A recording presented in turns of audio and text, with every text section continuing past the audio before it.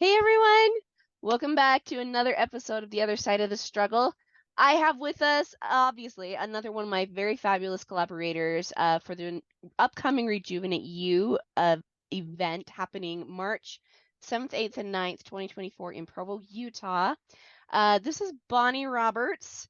I am just loving getting to know her. She's a lot of fun. She's super cute. And I really love her passion about self-love. And I'm going to let her get into that in just a second, but just a little bit about Bonnie. She's the self-talk Sherpa, and she's a mom of four, lover of poetry. But the thing that I really love about her is that her zone of genius is using the imagination, creativity, and play. And if you guys know me well enough, you know that that is one of my pillars of healing, right? Is that big play piece. And you know, she uses these things to help you clear up confusion about who you are. And that's such an amazing realization, and it's so important, I think, for you to understand the truth of who you are in order for you to, I'll have to edit that out, but it's so important for you to be able to understand who you are in order to heal from trauma. So, without further ado, Bonnie, welcome to the show. Thank you. Thanks for having me on here. You're welcome. Okay, so tell us a little bit about you and your story and like why you're so passionate about like bringing this light into the awareness. Yeah, so I was married for 14 years when I had my four amazing children. And it was actually 5 years ago this month that my husband left me. Oh And my. then Okay. we divorced the following year. Um, it took me a while to commit to that divorce, but um, that that marriage did not end suddenly. It was a very slow, painful death over many, many years. and and part of the struggle in that relationship was his addiction to porn. Mm, And I'll never forget the night that he told me that he had lost his job, and he was just a shell of a man, completely broken and crumpled. And when he told me the reason he lost his job was because he couldn't not look at the porn at work, and they mm, found it on his computer. um, and he was in human resources, like he was the human resources manager, so that was completely not tolerated, and he was just fired on the spot. So it was really sudden, and I was not able to hold space. Looking back, I wish I could have been in a place where I could have shown up for him in such a dark time for him. But because it was such a shock to me, because I had no clue, I did not see it coming. I should have seen all the signs, right? Looking back, mm, it's so obvious that that's what was going on, but I was so oblivious that it was a complete shock to me. So I was going through my own emotional experience of how could he do this to me? How could he betray me this way? And that I couldn't show up to support him in right, in this in this hard time. Like I wish I could have. right. And if I had been aware, I think I really could have seen what was going on beforehand. Yeah. But, but have because I didn't have the self love, and I was depending on him 100% for being loved, then when that rug got pulled out from under me, there was nothing. I had nothing to fall back on. And so now when I've learned to cultivate love for myself, no matter what, it doesn't matter what anybody else does, because I always have that foundation inside myself. Mm, And yeah. being single right now, I am fine. Do I Right. want a relationship someday? Yes. And working on I'm working on preparing myself for that. But I don't need it because I have the love for myself that I, I've developed over the past few years. I love that. And that is so incredibly important because, that's one of the things I talk about a lot is just this idea that if you're going to heal from any kind of trauma, whether it be betrayal trauma, relational trauma, money trauma, uh, there's trauma from relationships where, there's a CEO and they get betrayed by their counterparts, right? Trauma happens in relationships a lot, unfortunately. But when you have that foundation of a deep self-love, anything that comes into your sphere is always filtered through that. And Yes. therefore, you're not so reactive to certain things. You're able to stand in a place of power, a place of self-realization. And, just kind of like me, what brought that into me was I call it the God goggles, where God gave me the opportunity to see myself the way he sees me. Ooh, Oh, it was so cool. It was so cool. And it's an opportunity like it's something that I will never be able to deny. yeah. Not that I want to deny that, but it anchors you very deeply into some really beautiful healing principles. Yes. You know what I mean? I love that word anchor. You will always have that anchor. Mhm. And I've had a couple of experiences like that too. It's like the your North Star. Mhm. Yeah, it is. It totally is. It's like where your guidance is, right? Mhm. Totally.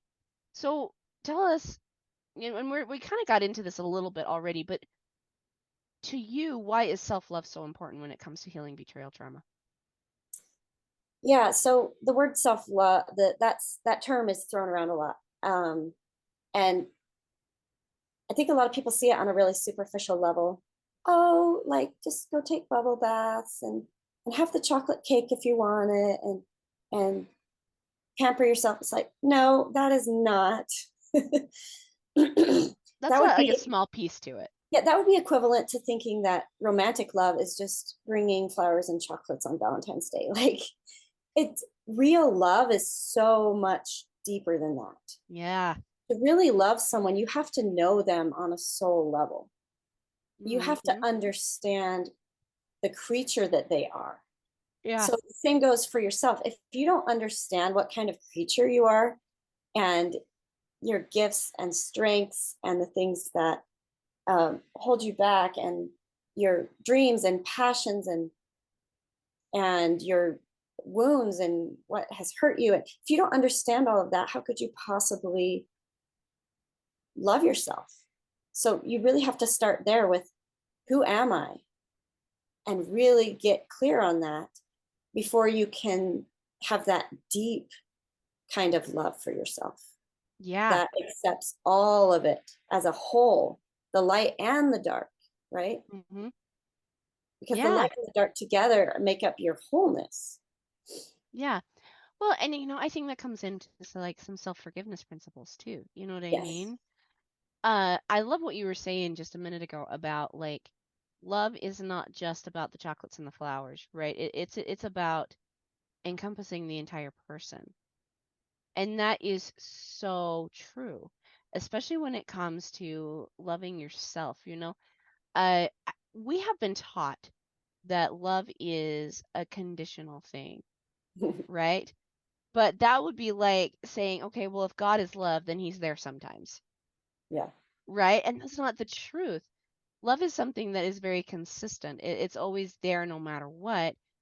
And when we turn that idea onto ourselves and inward, forgiving ourselves for our missteps and not quite understanding ourselves as well as what we had wanted to. Who says it was a misstep? What if it was the step you needed and it only looks like a misstep, but it was actually exactly where you needed to go? You know? Yeah. Who says? Yeah. Yeah, and that is true. That really is true. And the thing is like I think about like Alma the Younger, right? Or for some people that are listening to this podcast, it could be Saul, right? Both of them are very similar stories. Yeah. And you think about like all of the stuff Saul did and how he was like actively out trying to destroy the followers of Christ, right? But that was so necessary to his journey.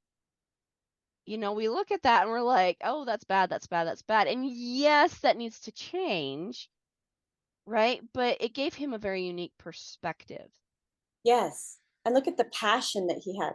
He was passionate about destroying something, and all he had to do was shift through his spiritual experience. But he still had that passion. But now Hmm. he's putting his passion toward building something instead of destroying something. Yeah, So God just used that passion and just tweaked his perspective a little bit. And then, okay, you're going this direction. Let's get you going in this direction instead. Right? yeah, yeah. And he became like one of the most powerful, like he wrote like easily like 60% of the New Testament, right? Yeah. Like if we're going to get honest here, most of it is written by him. And so that like and today, thousands of years later, we still know this guy, all Yep. because of a shift of perspective, right? Best selling book in history. There you go, the bestseller. I love it. I have people come to me all the time. They're like, "What is the best book for healing betrayal trauma?" And I'm like, "The scriptures. Go to it," right? Because it truly is. It really is. Yes. But so here's the question for you.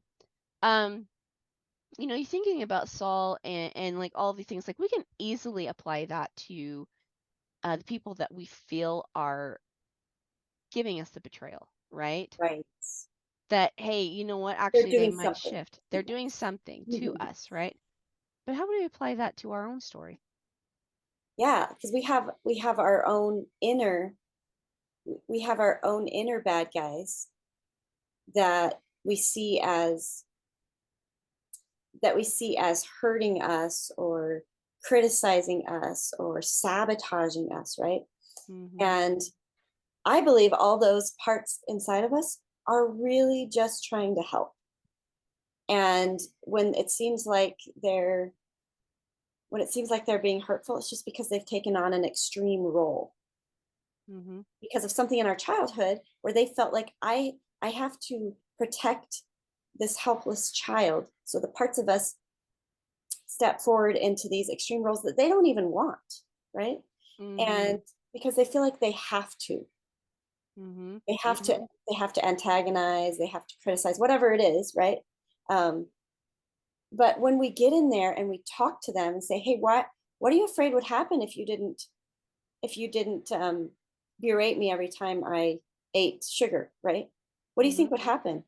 And then they say something like, "Oh, I'm afraid that you would die of obesity like Aunt whoever, and so I'm trying to help you by getting you to stop putting the cake into your mouth by being really really mean to you because I really think that would make you stop because I'm afraid you're going to die." Hmm. you know and then, oh, okay, so that's why you're doing it. And it helps us to see the intention behind what's happening inside of us. And when we can see the positive intention, we can talk to ourselves and say, you know what, that that that criticism isn't really helping me because I already know I shouldn't be doing this. But maybe you could help me in another way, and we can give that part a new job. And I've done this with my inner work. I've given these parts new jobs, and they are so excited, like, oh, I can actually be helpful. Once they realize they're not being helpful, they want to be helpful. Oh yeah, I love that That's piece. Because fascinating. that's so true. Like inherently, and that's also like another way to start really understanding who you are, right? And that actually is getting us a little bit into the second pillar, which is the bounce back, right? And that's really getting into understanding yourself, right? And understanding this vital piece that we actually don't want to be the ones causing our own betrayal. We don't want to be self betrayers. No. We actually want to be self healers. We want to be our own best friend. We like if we Yes. go into the mountains and we have to live alone, we want to actually like the person we have to live with, right? Yes. We want to be that way. And so when we talk to those moving pieces, like you were saying, and realize that hey, actually these pieces of ourselves actually do want to have our own back. Hmm. Makes a difference. It kind of gives you a little bit of a new self-respect. You Yes. know what I mean? Yeah. And you do have to acknowledge the whole system. Like in a family, in a dysfunctional family, is it ever one person's fault? No. No, it's the interaction has become extreme and problematic, and there's all the trauma underlying it, but it's never one person's fault. And Hmm. in betrayal in a marriage, it's so easy to blame the betrayer. Oh, it's Right. their fault because they looked at the porn or they had the affair, right? But what what created the conditions that made that person go outside of the relationship to get their needs met? It's not the other person's fault either. It's a dynamic in their relationship that polarized them in a certain direction that caused neither one to get their needs met, right? Hmm. And so you get to acknowledge the dynamic and not be labeling people as good or bad. And so that happens inside of you too. You can't label your parts as good or bad. You have to get in there and look at the dynamic, find out what's going on. And then when you're able to see the intentions there, then you can reach out in love. And then you can and this is my favorite thing about what I do, is helping people lead themselves with the truest part of who they are. The Hmm. truest, deepest part is your best leader of the system that makes you you. Hmm. And so if you can get all of your parts to trust that, Yes. then you can lead yourself in a place from a place of love and compassion and understanding instead of coercion and force and control, right? Yeah. Yeah, it's so true. And you're talking to like you were literally hitting on every single one of my pillars at this point. Like, talked about like that trust, like how do we trust again, right? That lean into piece. Then, like realizing like what our parts are, that's the ownership piece, right? These are all pieces of the seven pillars. And the thing is it's so true. Like I will be honest, it's not okay for someone to betray you in a marriage. It's not. Definitely not okay. But people do not behave above what they believe about themselves, Yes. right? They just don't. And so for me, like you were saying, when I was a kid, I had seen uh manipulation, I had seen abuse, I had seen coercion, I had seen all of these things, and to protect myself, I had to realize or I had to think like a manipulator, a controller, an abuser. I had to think that Yes. way, right? And I didn't For even protection. realize protection You had exactly, to and I get in didn't their even head so you realize I could was going. anticipate. Yeah. Yeah, yeah. And so when I got married and my husband brings, his baggage along with him, in order to clean up the baggage, I had to become the manipulator, the controller, the abuser, the like all of these things. Wow. And I didn't realize that's what I was doing. And I still at this day I don't think that I was being bad, right? Yeah. It I was I totally was did in that too. survival, right? Yeah.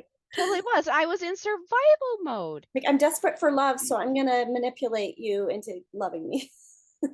right? Yeah. And like we don't think about those things. Like saying that out loud sounds like what? Really? Like what? Really? Did I just say that, right? But we don't say those things out loud. What we're saying instead is this hurts. Yes. This hurts, this hurts, this hurts. Why can't I be loved? What is wrong with me? Why can't I be cherished? And so we do everything we possibly can do to try to milk every last little bit of drop out of it. And I think about I don't know, have you seen that new movie Elemental from Not Pixar? yet.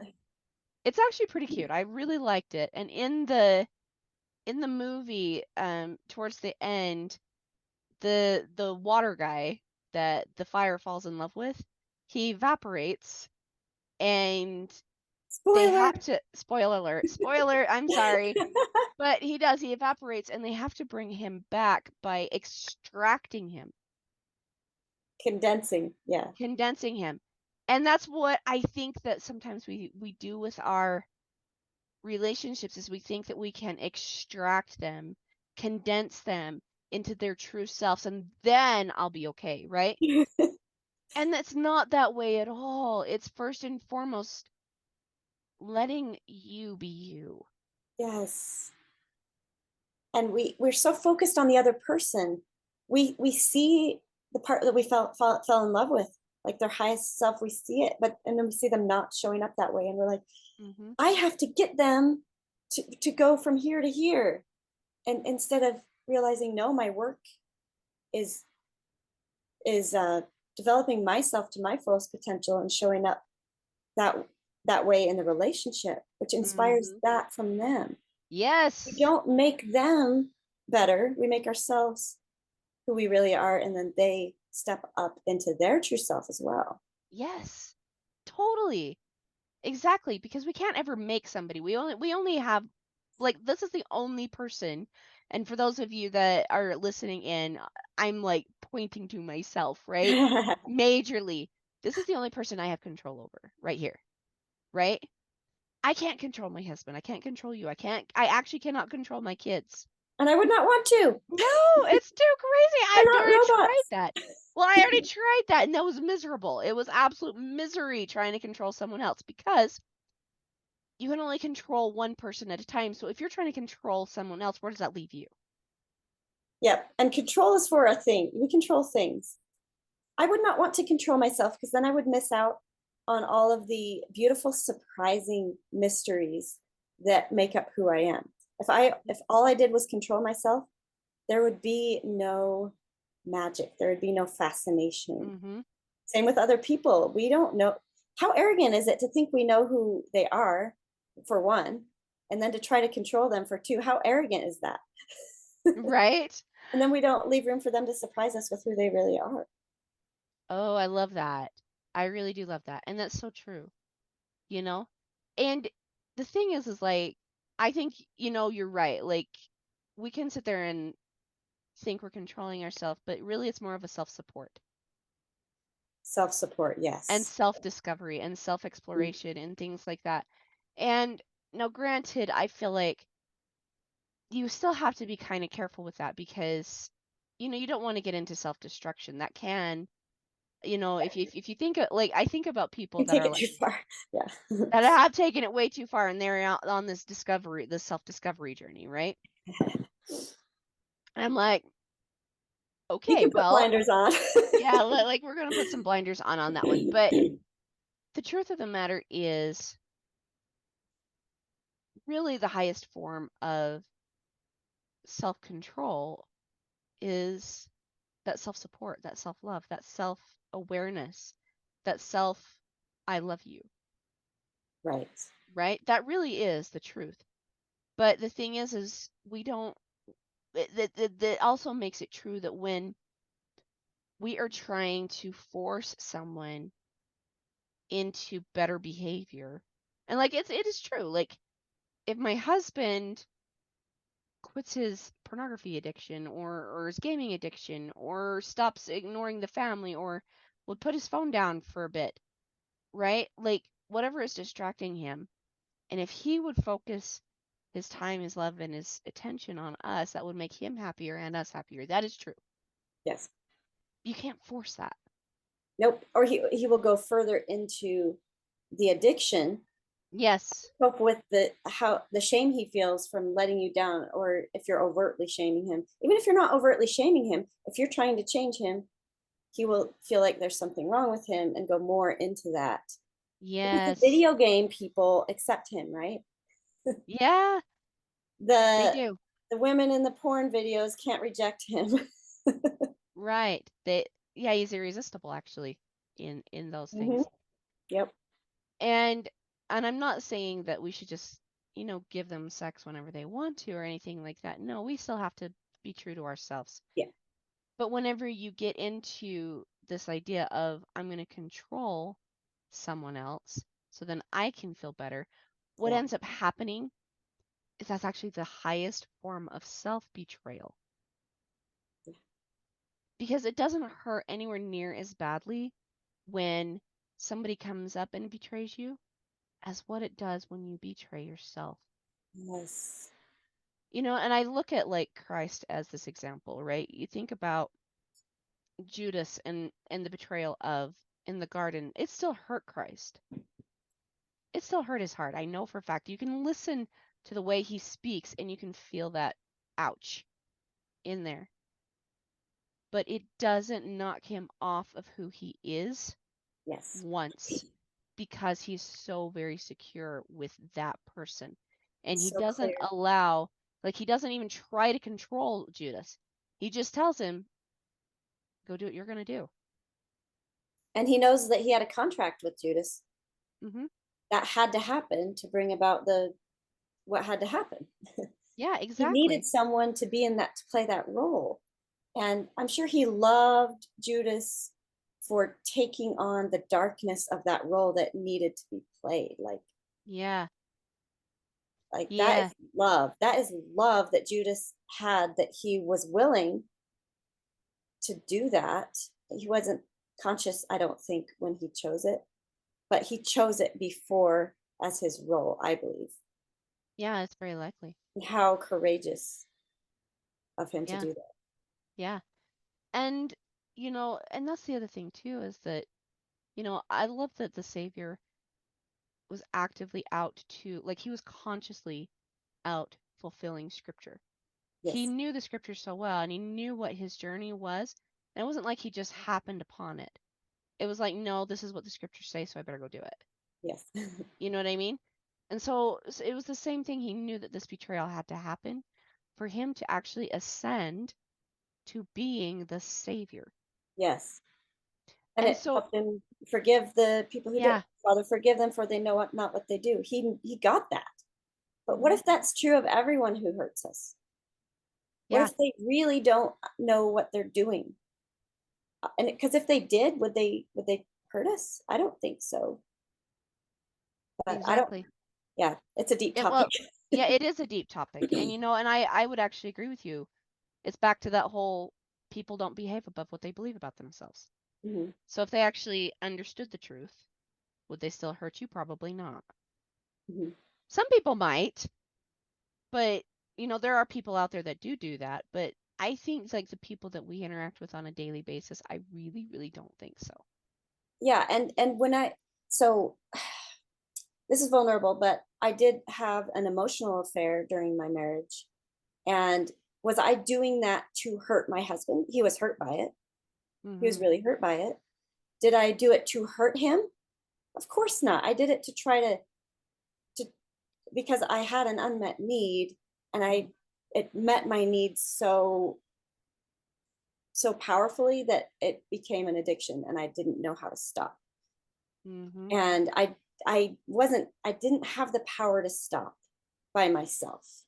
And I'm so glad I had that experience, because then I understood his porn addiction, because before I had just said, well, just stop looking at it. Like, just don't do it. I thought it was Right. that easy, but it's not. When something meets a need that strong, it's compelling, like it controls you, Mhm. because you've given your power to it. And I gave my power to that person to acknowledge me on such a level that I needed to be acknowledged, right? That I couldn't stop sending the texts. I could not stop. And I allowed myself to get caught, because I knew that that was the only thing that would stop the Mm. inappropriate thing that was. Well, I appreciate you sharing that because that actually brings a light into this piece that I talk about, which is the precursor to temptation is always worry. When we have an unmet need, it's because we worry that it will never be met, Yes. you know? And then when we sit there Yes. and worry that it will never be met, then that's when adversary gets to come in and he says things like, "Hey, I'll meet this need, but this is the price." Yes. And you'll grab the junk food. If you're starving, you'll grab the junk food. Even though you know Exactly. it's terrible for you, it's there and you're Hmm. hungry and you'll just grab it. Yeah, exactly. And so when we're very aware of our worries, and then we can sit there and say, like, I am worried I will never have. enough money. I am worried that I will never be enough. I am worried that I will never have enough love from this marriage. I'm worried that I'll never have. And we when we can actually sit down and get real with those pieces of us, then we can actually look at those and say, okay, where am I not trusting myself? Ooh, yes. Good You question. know, because that's really what that question is.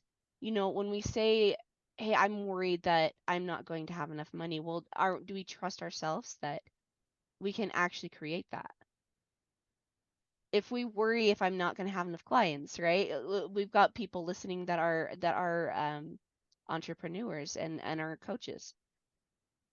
If we worry that we won't have enough clients, well, what is it within us that we don't trust to be actually able to go out and connect with those clients? Good question. You know, and that's literally what this comes down to. If we believe that there will never be enough love, what are we not trusting within ourselves Mhm. to show that kind of love for us? Exactly.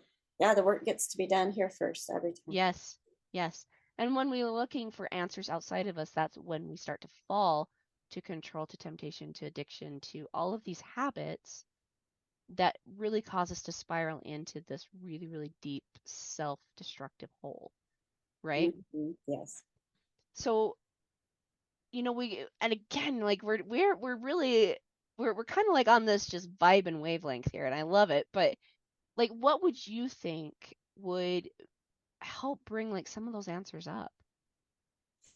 Yeah. So I feel really strongly about um, speaking the language of your soul, Hmm. because your soul does not speak the way we're talking right now. Yeah, it doesn't. That's not how it speaks. It is very archetypal and symbolic and this ancient. Our soul speaks to us through symbols and imagery and feelings. And Mm-hmm. if we don't know how to translate that stuff, then it's just stuff and we're confused, like what's happening inside of me and I don't know. And you have to learn the language of your soul, which is why I'm so passionate about archetypes, because Mm-hmm. this is how your soul reveals who you are to you through these archetypal patterns. And when you learn about it, then you can see the pattern inside yourself. Oh, I've always shown up in these kinds of ways. And then when you see that there's actually multiple archetypes inside of you that are interacting in a certain way that make you a completely 100% unique individual because of the way that those interact. Like someone else could have the same top 12 archetypes as you, but then you've got your next tier of 12 and your next tier of 12, right? And they're all Mm-hmm. interacting in their own unique way.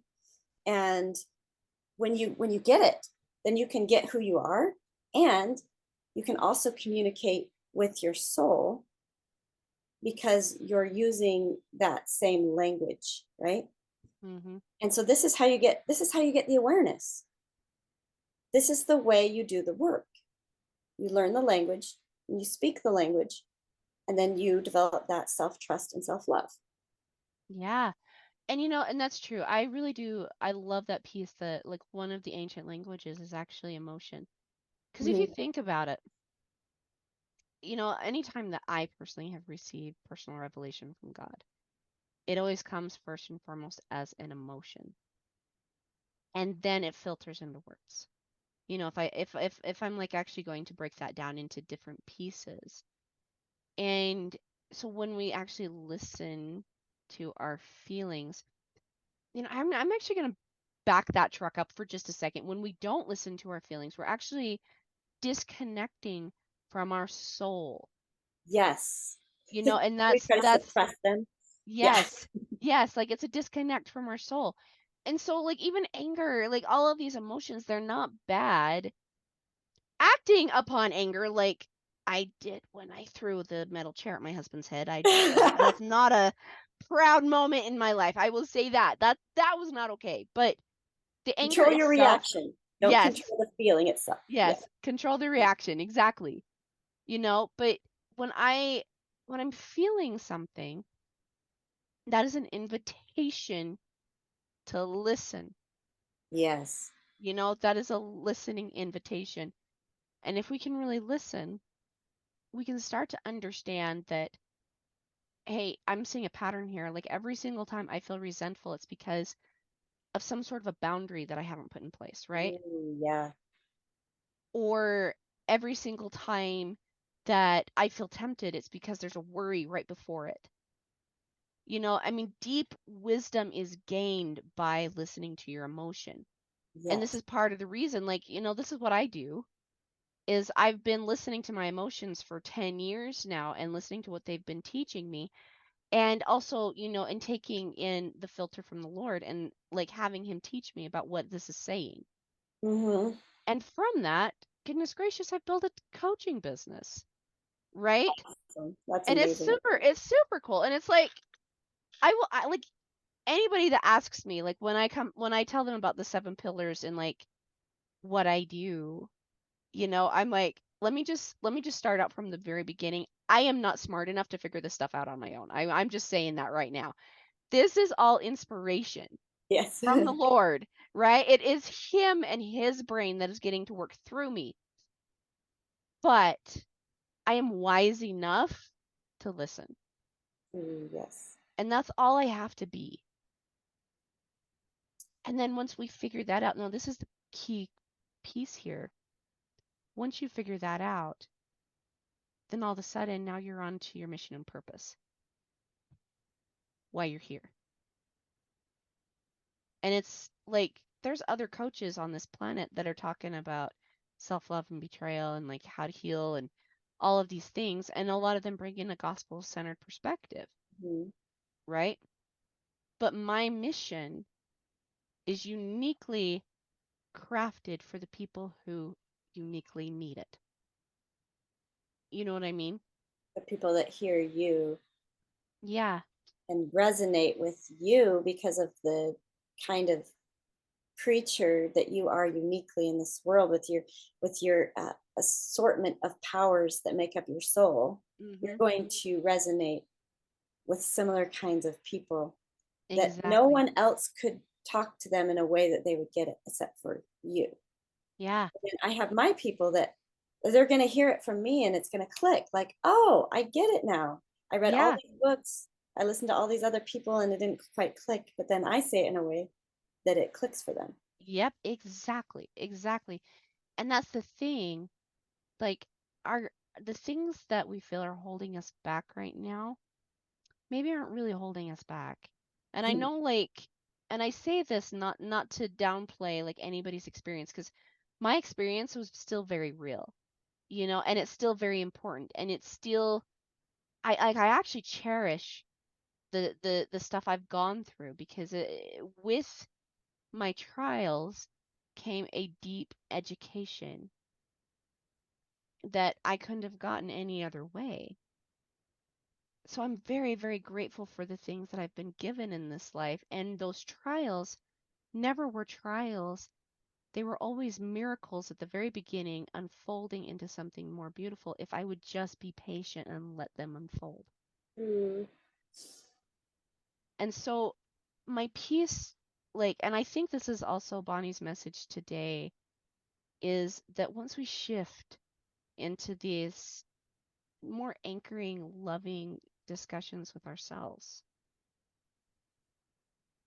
money kind of tends to figure itself out. Relationships kind of tend to figure themselves out. Life kind of just tends to figure itself out because we are now approaching it from a loving perspective. yeah, from an authentic perspective, Yeah, the very truth, authentic. from the truth, Mm-hmm. right? Yeah, yeah, absolutely. And I love the idea of archetypes too. Like, um, a while ago I put together like several different Greek goddess archetypes, because there's like so many different characteristics within the Greek goddesses, and you can kind of feel like some of those same kind of characteristics inside of you and same weaknesses and stuff. It's powerful. Yeah. That's why it was so powerful to the Greeks and the Romans. Hmm.